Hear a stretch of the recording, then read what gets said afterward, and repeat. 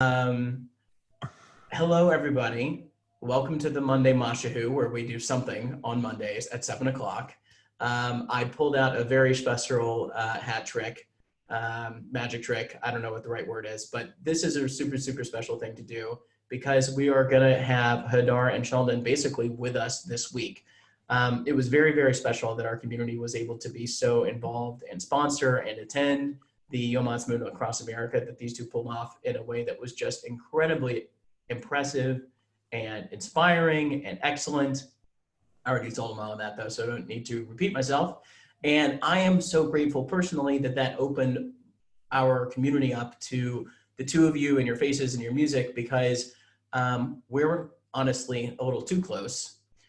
So it's nice to start the process of making you a little bit too close with my home here at Temple Avodat Shalom. And we look forward to this being something that we get to do in person at some point when the time and the safety is right.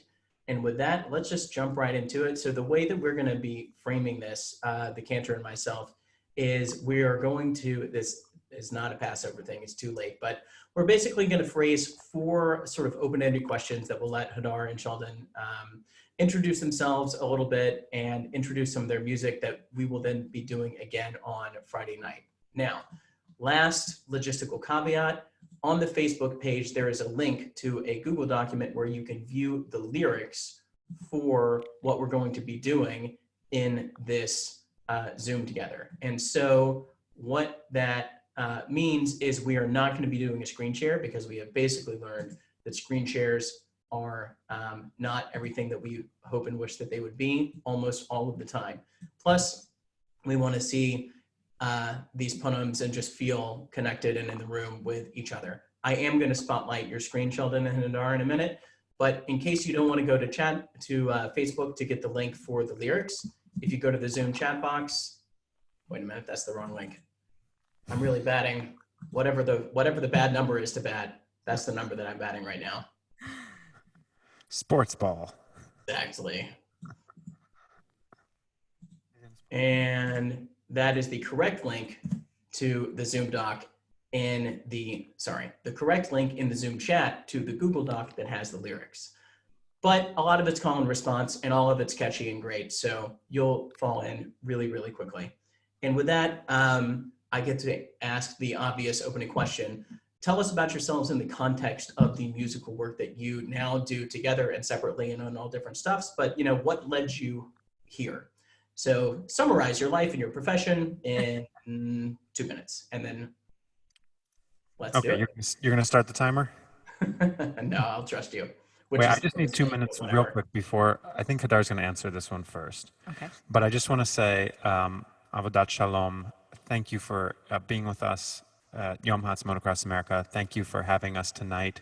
I have to say I'm a little bit angry at you for stealing away my favorite rabbi from Temple Israel, but I also really appreciate you for giving him such a wonderful new home. And he's told us really wonderful stuff about how welcome you've made him thus far. And please take good care of him, and I know that he will take really good care of you. Okay. And also, I heard that you are a community that sings a lot, so I'm psyched about that. That also already makes me feel really at home, and so awesome. So yeah, Rabbi, to answer your question, how did this all begin? I think for me, I sort of grew up in a house filled with music. I never remember not having music. I think I might have started playing piano as young as 4. I grew up in a family that everybody sang and played multiple instruments. And in Israel, I don't know if you know this, actually I was thinking about this the other day. So in Israel, we have this thing called hafsakat chashmal, which is when the electricity just shuts down because they're trying to save on electricity or something. I don't know if this still happens. I mean, this was, we're talking about when I was a kid, in the 80s, but everything, you would just hear this generator go on and on and on. And the electricity in your entire neighborhood would be out for an hour. And then it would be out in some other neighborhood. And without warning? No warning. Oh. No warning. And so, and this would happen regularly, especially in the winter. And so, you would rush to get a couple of candles lit up. And then, I don't know what other families did at this time, but in my family, we used to always sit around the piano with my dog Maggie. And we would just play music, and this was our family activity always. So, so yeah, I always have done music, and started doing it more professionally as a kid and a teenager, and did a bunch of, like TV and radio and all that kind of stuff. Went to college, Berklee College of Music, met this one, and here we are now. Yeah, I mean, I guess I'll try to stick to the important points. Hey. I wasn't saying anything about you. I'm talking about me. You didn't appreciate the Hafsakat Chashmal story? I bet that's one you've never heard in our almost 16 years together. I hear a lot of the same stories over and over again from this one, but that's one I haven't heard. See? But, when I was growing up, I grew up in like Tornado Alley, so we would have power outages too, but they were usually from... Okay. They were unplanned. Yours sounded planned. I grew up in St. Louis, and my dad was a song leader, and my grandmother was a song leader, actually. She used to play her auto harp with Debbie Friedman when Debbie Friedman was in Houston, Texas, actually. And my dad and his brothers were song leaders at camp. I was a song leader at camp, but I guess the thing that turned the corner for me and sort of put performing music, and Jewish music in particular, into my life was meeting Rick Recht, who's from St. Louis. And thankfully, the stars just happened to align. I guess Rabbi is bored. He's gone. That feels about right. I had to. He's like, I've heard this story before. I'm out. At any rate, Rick really mentored me. He's still my close friend and mentor, and eventually he signed me to his record label after college, and somewhere in there, Hadar and I met, and we were both sort of pursuing music on separate paths. And we always helped one another sort of in the background, let's say, but we never really were doing a true collaboration until a few, I don't know, maybe 5 years ago, 6 years ago. We started doing this thing called ghostwriting. As has always been, there is almost always a separation between songwriter and performer.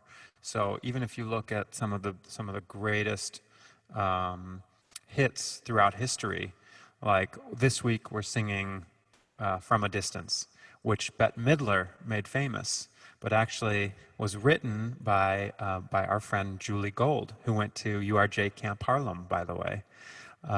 So we were starting to do a little bit of just ghostwriting for pop music, and as a warm-up, we decided to just start writing some love songs to one another. As one does. We had been married 6 months previous, and this must have been around 2016, February of 16. Yeah. And we accidentally created this secular folk pop project called We Are the Northern Lights, and the only reason I'm mentioning that is because I really fell in love with performing songs that Hadar and I wrote together, and really getting to share Hadar's amazing musicianship and voice with the audiences that I was seeing around the country as a national touring Jewish musician. I'm wrapping this up, Jim, I promise. And I kept saying to Hadar, I really think we should do a project together, a Jewish project together. I just really want to do that. And I really want you to be like the first name in the billing too. I want it to be Hadar and Sheldon. And I said no. repeatedly. And then eventually until she said yes. Okay. And so here we are. So this was the first song that we wrote. So it's kind of like our two paths were parallel. They finally really fully crossed and integrated for this secular folk pop project. And then we loved that sound and that style so much that we decided to try writing Jewish music to that. And I think I'll just say, I think Sheldon came from the Jewish education upbringing. Definitely. And he found his way to be an educator through music. Whereas for me, it was the exact opposite. I grew up in Israel, which we'll talk about later, and very pretty secular. My mom's American, so I grew up with a little bit of conservative Reform Judaism at home, but pretty much Israeli, so secular. And I kind of found my way through the music into this. So found my path into this industry or whatever you want to call it, and yeah. Should we do a song, or was there another question you wanted? I was going to ask, what was the question now? I can't even remember. Let's keep it moving. Okay. All right. So in the spirit of us being separated physically, but hopefully spiritually connected even through these screens, we wrote this song about raising our voices as a community and creating something powerful, one person at a time. This is the sound of something quiet. This is the sound of one small seed. This is the sound that breaks the silence. Come make a holy sound with me. Come make a holy sound with me. So this is in your lyric sheet, maybe not in the right order. It's called Holy Sound. There is a harmony inside us. There is a harmony of peace. There is a harmony that binds us. Come make a holy harmony. Come make a holy. Come make a holy harmony. This is the song of hearts wide open, your voices. This is the song of hearts wide open. This is the song of unity. Raise it up. This is the song of unity. This is the song that can't be broken. This is the song that can't be broken. Come make a holy song with me. Come make a holy song with me. Come make a holy song with me.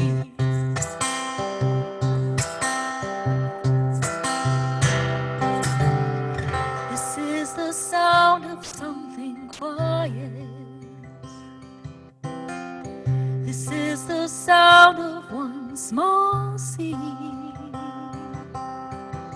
This is the sound that breaks the silence. This is the sound, the song, the harmony we need. Come make a holy sound with me. So come make a holy sound. You sing it. Come make a holy sound. Again. Come make a holy sound with me. With me. With me. With me. With me. With me. With me. Oh, you weren't going to do your... Normally, when we sing this, we travel with a full sound system. We do a lot of living room concerts. So kind of like this, but in other people's living Kind rooms. of like this, yeah. But if all of us were in one of your living rooms. But we bring a full PA and lights and everything with us. But for this song, we actually usually... Should I even say this? Maybe I shouldn't let the cat out of the bag. All right, too late. We usually step... Gesundheit. 2. She's got one more coming. Really? I don't know. This Usually is a minimum real of 3. authentic experience, guys. That's 2 Shehechianus in the Zoom moment. The story from Hadar that Sheldon has never heard, and a non-triple sneeze. That's true. Everything that I told my community about you is falling apart. It's false. All false. You know about her triple sneezes, right? Oh yeah. Okay. I think because I let it all out. It was... I mean, on the Bima, at Tot Shabbat. This is not true. I don't sneeze all the time. I'm actually going to cut you off, Sheldon. Make Please. this better. And I'm going to pass it over to our cantor, who's going to kick off the next Q&A Hi, and cantor. song. 2 days in a row.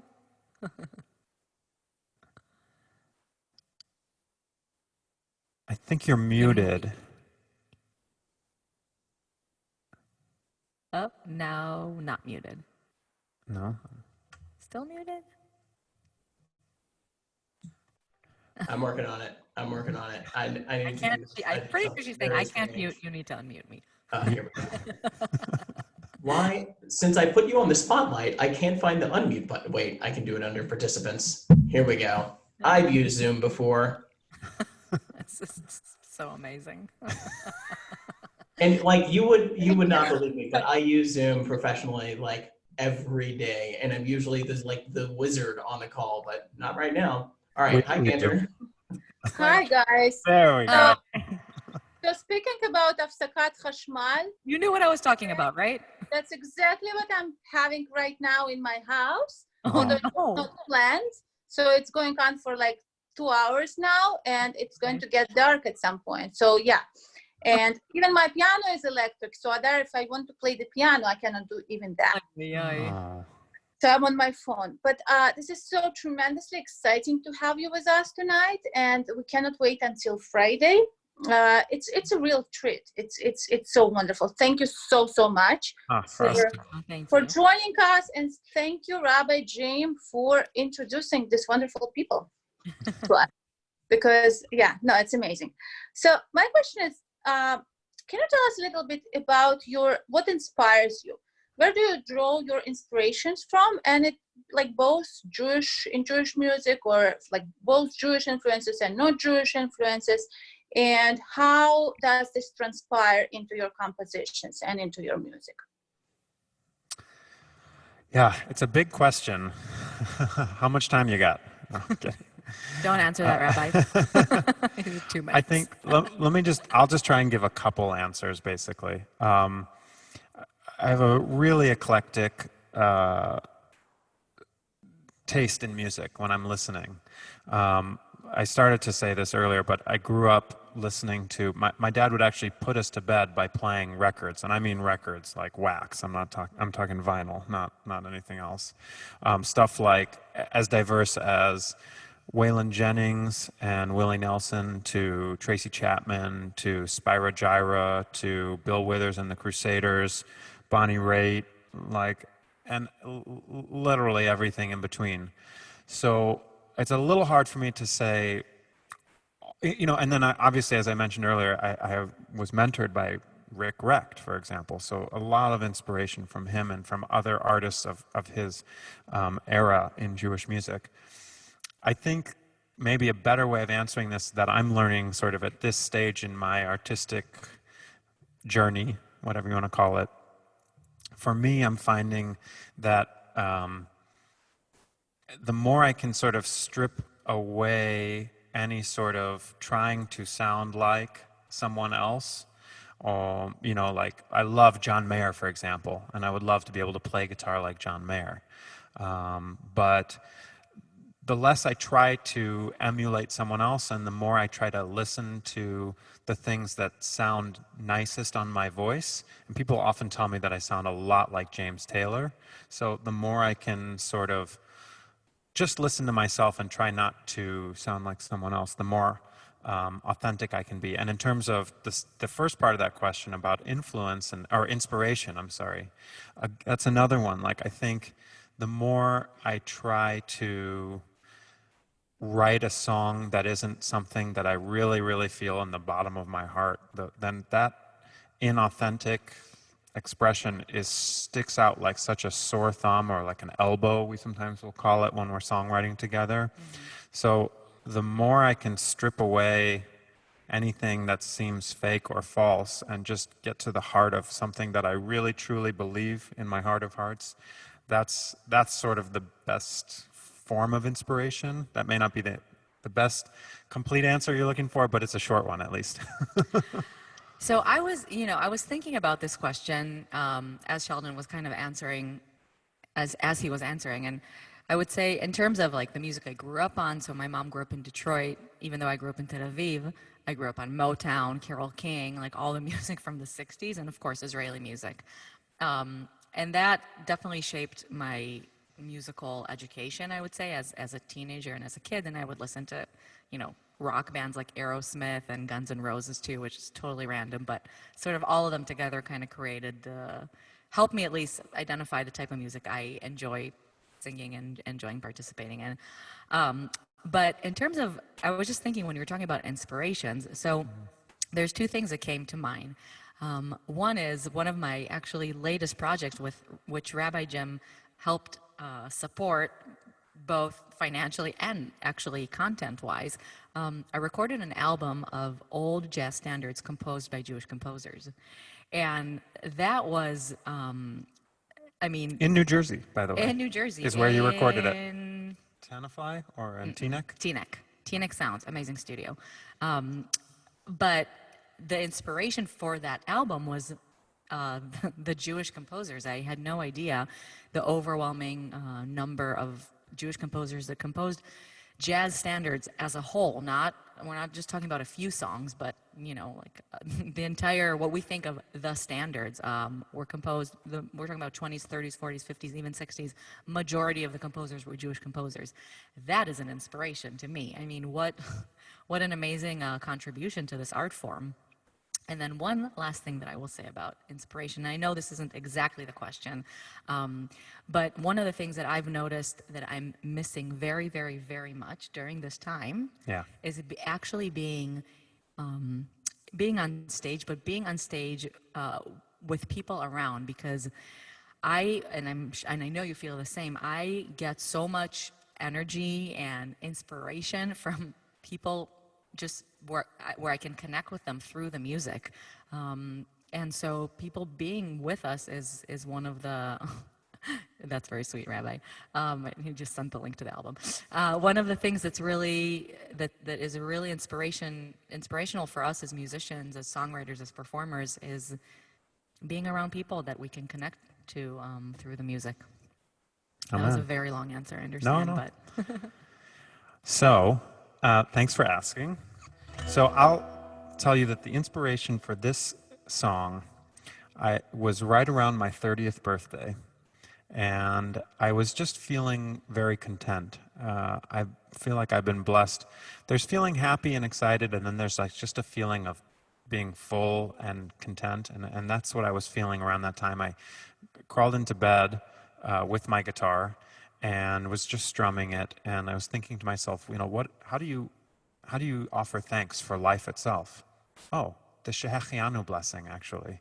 And typically we think of it as something when we've encountered something just unbelievable, maybe a rainbow. We're often associating this blessing with seeing a rainbow for the first time that year. But if you look at the blessing itself, the first word is Shehechianu. So we say the blessing formula, blessed are you, God, ruler of the universe, right? Shehechianu, who gave us life in order that we could experience this amazing thing, like seeing a rainbow or whatever. The second word after Shehechianu is V'kiyamanu, sustained us. So I like to think about this song and think about that word. What are all the things that we have in our life that sustain us? The roof over our heads to help out with today's crazy weather, right? Is it cold? Is it hot? What was today supposed to be? The refrigerator that's 10 feet away from me that houses fresh food that was grown all around the world, that I can have anything I want just by walking over to that magic box that someone figured out how to pull heat out of the air and keep it cold so that the food would stay fresh. I mean, these are miracles, as far as I'm concerned, and they all sustain us. So maybe while we sing this one, if you've got a few blessings in your life, things that sustain you, maybe you could type them into the chat window and we can see them, and we can all share in the gratitude session here. That sound good?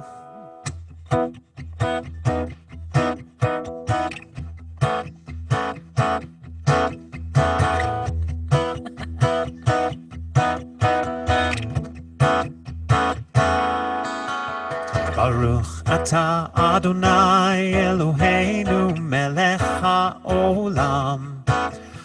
Baruch atah Adonai Eloheinu melech haolam. Shehechianu v'kiyamanu v'higianu l'zman hazeh. Now clap your hands. Clap, clap, clap, clap. This really means bass. If only, Rabbi, you had your bass and there was no delay. Baruch atah Adonai Eloheinu melech haolam. You sing it. Baruch atah Adonai Eloheinu melech haolam. Shehechianu v'kiyamanu v'higiyanu l'zman hazeh. To life and to life and to life and to life l'chaim. To life and to life and to life and to life l'chaim. I wanna hold on to this moment now l'chaim. You sing with us, Baruch. Baruch atah Adonai Eloheinu melech haolam. Baruch atah Adonai Eloheinu melech haolam. Shehechianu v'kiyamanu v'higiyanu l'zman hazeh. To life and to life and to life and to life l'chaim. To life and to life and to life and to life l'chaim. I wanna hold on to this moment now l'chaim. To life.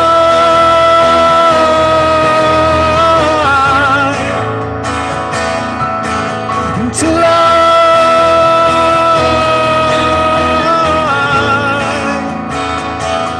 Break it down. Baruch atah Adonai Eloheinu melech haolam. Baruch atah Adonai Eloheinu melech haolam. Shehechianu v'kiyamanu v'higiyanu l'zman hazeh.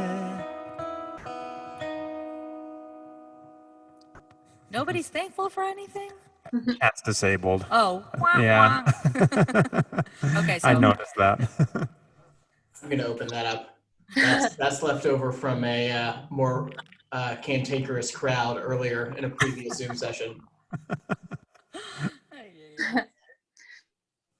Guys, I really appreciate you sharing a little bit about your musical inspirations, because I really could resonate as a musician. I could really resonate with every word, and especially with what Hadar you said about making music together with other people and with musicians. And it's really, it's an amazing experience. It's probably the most empowering experience that exists for a musician. So for that, I'm grateful. And so my next question is actually to you, Hadar.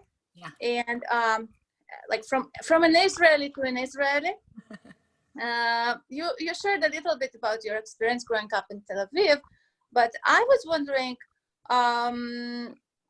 Rabbi Jim told me that you served in the army, as I did, and so could you tell a little bit about your army experience? Because I feel that our congregants may be very interested about different ways for women to serve in the IDF, and how this experience shaped your both Jewish identity and a musical identity, whether it influenced it in any way, or whether just how life in Israel influenced your musical identity. Sure. So in the Army, I was what's called an NBC trainer, nuclear, biological, and chemical warfare trainer. And that basically meant that I learned in a classroom and then in the field how to defend ourselves, and how to teach our soldiers how to defend themselves in a biological or chemical warfare attack. So Just gonna angle it a little bit more, make sure everyone can hear. So that was interesting. And I wasn't a very good biology or chemistry student in any ways. It was more about learning how to stand in front of a crowd, and, reciting sort of the material that you learned, and really kind of being hands-on with the infantry unit. And I would say that it's shaped my life, everything in my life, tremendously. I mean, gave me a sense of responsibility, taught me how to be a part of a bigger, larger sort of not just cause, but organization where you don't get to do whatever you want, and you have to abide by laws and rules, and there, is hierarchy and all that kind of stuff. And You followed the rules? some of them, What about that time you jumped on Mofaz? yes. But I wasn't in. Mofaz was the army chief of staff, but I wasn't in uniform, so I was much braver when I saw him, and I told him I was also Persian, and I gave him a hug. But I was in civilian clothes, so I was very brave then, and also 18 and not super smart. But yeah, so I mean, and so I learned a lot. I gained a lot of experience, and it kind of kind of goes together with being a performer, standing on stage, kind of staying centered when there's 100 18-year-old soldiers around you and you're the only girl standing there. So it's a little bit different than standing on a bima or standing on a stage, but gives you the confidence to to stand there and you say to yourself, I know what I'm doing, and it's my responsibility to teach these soldiers, or to create a spiritual space when I'm performing on a bima, or to bring music and joy and entertainment to people that chose to spend their evening with us, and so on and so forth. And I mean, it definitely helped me deal with Rabbi Jim when we started working together. Just kidding. But it's definitely shaped my ability to work with clergy members, deal with musicians who can be challenging at times, and sort of be my own manager in this industry. And I was just going to say, you sort of mentioned this earlier, but when Hadar and I met, we used to stay up all night arguing about this. Arguing is the word. Yeah, I was trying to be nice, but arguing about it. And Hadar would say, I'm Israeli. And I would say, and you're Jewish. And she would say, no, I'm Israeli. No, I would say my identity is Israeli. I didn't find my identity as in Judaism because I grew up very secular. And as an Israeli, you just don't think about it. It's just a part of your identity. Right. So I think your army service was a huge part of that Israeli identity. Mm-hmm. But for a number of reasons, you also were sort of resistant, I would say, when you first moved to the United States to identify as Jewish. But I do think that has changed somewhat now, right? Yeah, of course. Yeah. And I think you just take it for granted when you're Israeli, if you are Jewish, of course. If you are Christian or Muslim, no. But if you're Jewish in Israel, I think you just take it for granted. And here it's like a choice. Right. I agree. But and I think you can sort of track that also in the music that we've been writing lately. Yeah. Like Body's a Temple, for example. Like this next song, Yeah. Smooth transition into Jim's favorite song.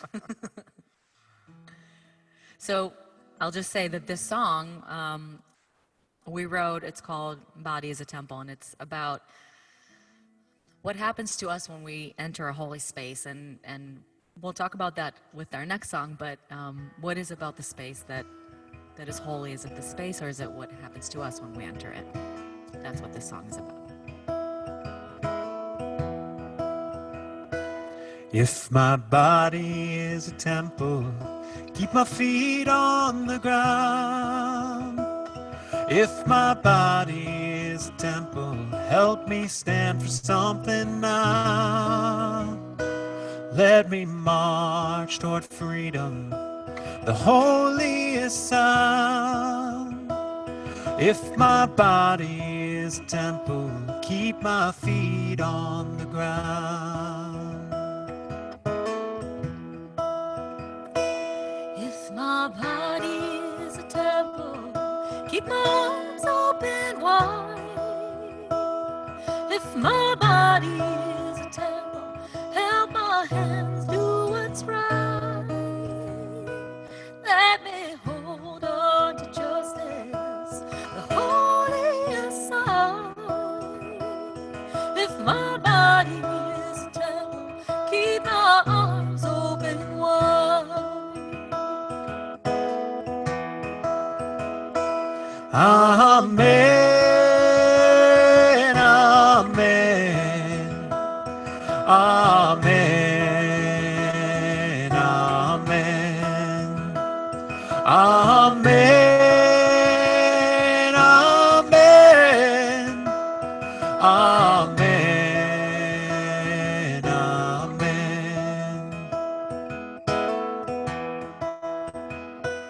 If my body is a temple, keep my voice in a song. If my body is a temple, help wisdom guide my tongue. Let me sing out for kindness, so holy and strong. If my body is a temple, keep my voice in a song. Amen, amen, amen, amen. You sing it. Amen, amen, amen, amen. Amen. Every voice. Amen, amen, amen, amen, amen, amen, amen, amen. If my body is a temple, keep my feet on the ground.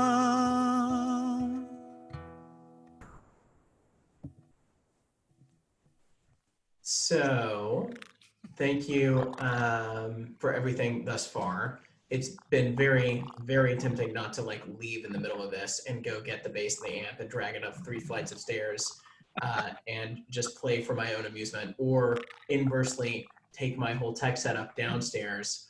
But you know, there's pluses and minuses, because one involves my almost certain physical injury of myself, but the other one involves showing the congregation the status of the basement.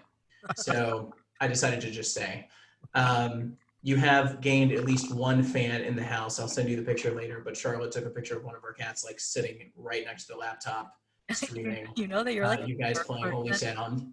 Bermuda. This is so special for me, and I'll say more, smushy feely stuff on Shabbat when we're all together. But this is really, really special for me, and bringing 2 groups together that I love so much. But I want to close with what I hope is a gimme, because I've already heard your answer, and I hope will also be a perfect lead into a song that has to do with home and being at home and creating home. But while you two have been stuck at home in Manhattan, what have your sources of positive energy been? And you two, because of your profession and connection in so many different communities, have a very unique experience with that I hope you'll share with all of us. Can you hear us now? Okay. I was just going to say, you're the 3rd person that's told me that their cat is watching the digital content. So if all else fails, we shall have animal fans. It's this pandemic, of course, is probably one of the worst things that we will know in our lifetime. But I've been able to see some positive things about it. Not so much for us, but I know for a lot of people, this has slowed down the craziness of life, and you sort of find a way to connect with friends and family on a more regular basis than we would usually, because Sheldon and I are always on the road, always traveling, always some other place in the country, different weekend, different month. Especially, we're more available when most people are working. Right, because we work on the weekends. They're totally available when we're largely working. But so it's actually been really nice to be able to connect with people, and I think it's also been, depending on the day, but I think it's also been good for us. Sorry, go ahead. Yeah, I'm listening. A little less distractions. We do a lot of projects together, but a lot of projects separately, and it's been kind of nice to just be able to be here together and experience the fact that we can get through this together pretty well. Yeah. Through this hard time. And music, man, just making music. That always fills my heart. I think everything that you said is the obvious. I think the other thing that I'm sort of excited about, this maybe it just more is about my geekiness, is I went to college to become a mechanical engineer, and that's what my degree actually says. I have a BS in mechanical engineering, if there are any engineers watching right now. I had a day, maybe about a week after Hadar and I got home from our canceled Florida, Georgia, I-95 corridor tour that we were supposed to be doing the second half of March. Got home and started looking for opportunities to perform and work. And how do we do this? Yeah. When we can't physically be performing. Right. And there was like one day where I kind of like allowed myself to be To freak out. yeah, to freak out a little bit. And I don't really know what switched in my brain, but thank God it did. And thank God it did within like 24 hours. But I realized I need to stop thinking about this new world as strictly like the old world minus a whole bunch of stuff. And I need to start thinking about what things, what advantages or what silver linings there that were available. So one really nice example, I'll give you just a few examples off the top of my head. Number one is when we're doing these Zoom calls, typically, just a small example, typically, Rabbi Hadar and I will be standing in front and we get to see all of your faces, but we don't really get to see each of your individual faces. That's part one. And we get to see the sanctuary. And there's something so intimate and beautiful about seeing your homes. We've been doing a lot of Friday night services, and we're seeing people watching their services from their kitchen table while they sit and have Shabbat dinner as a family with their candles in the background, and just some of the things that make them them because they're part of their living room or their dining room or their kitchen. And there's something really, really beautiful about that. It really fills me up. And I also love the fact that for a change, instead of like all of you all who might normally be sitting in a congregation all looking at us and strictly us, you can see one another's faces as well. It's kind of like if your sanctuary, which I haven't been in yet, were in a circle, but everybody could see everybody's face equally. Right. I don't know, there's just some things. Yeah, that's an energy that you can't create. Yeah. In a live space necessarily. Now, obviously, there's also a certain energy you can feel by physically being in one another's presence. And that's not to say there aren't some things that I'm desperate to feel again. Yeah, of course. But I think it's pretty neat. And I think here's another great one. God forbid, or for whatever reason, anyone who's on this call, for example, can't make it to synagogue on any given night. We all now, forevermore, are skilled enough and have the software and everything that we need so that we can make sure that, avodat shalom, that the community stays together, whether or not every person within the community is physically able to be present, pre or post COVID-19. And that's a real, I think that's going to carry on into the future. Obviously, this isn't going to replace anything in person, but I do think that's going to be a lasting improvement. And I think we're also, last thing, I just think I've noticed a lot of compassion and a lot of kindness.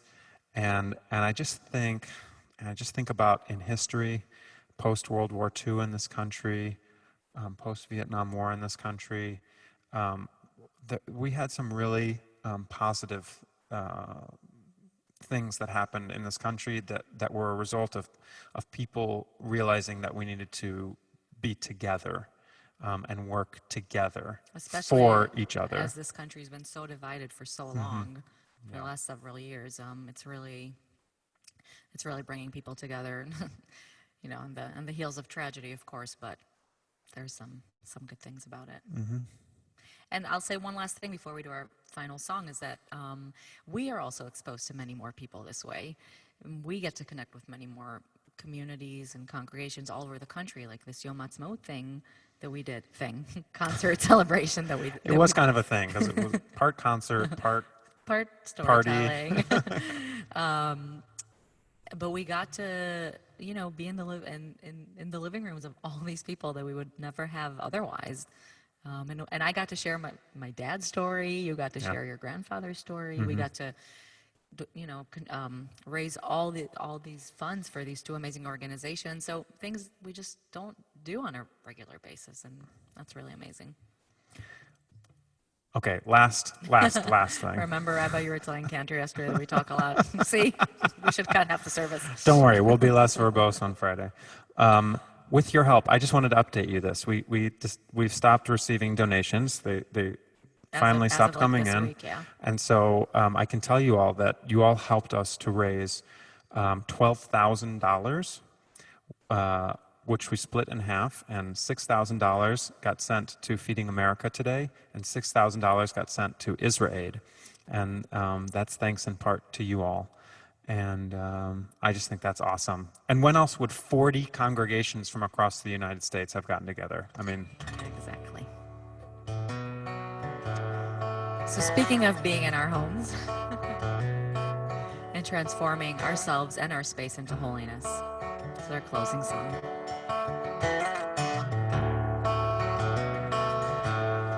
Just repeat.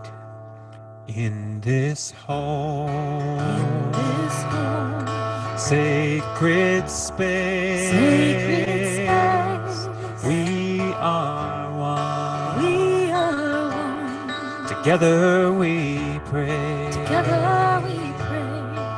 In this home, sacred space, we are one. Together we pray. Ve'imua, ve'imua, ve'imua, amen. You sing Ve'imua.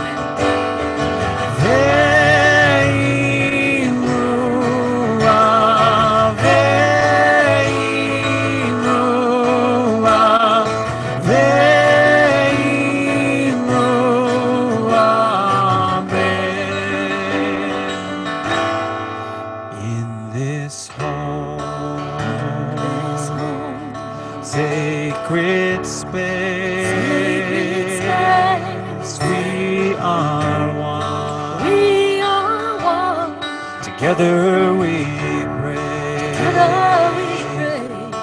In this home, sacred space, we are one. Together we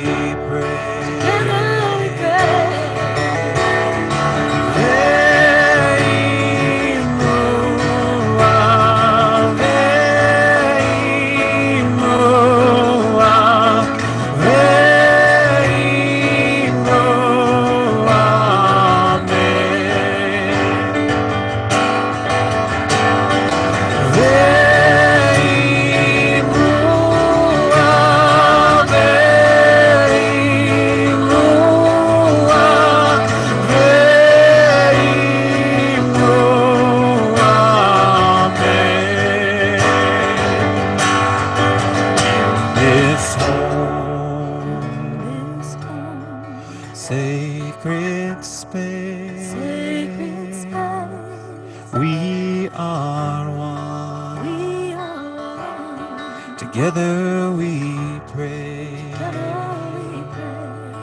In this home, in this home, in this home.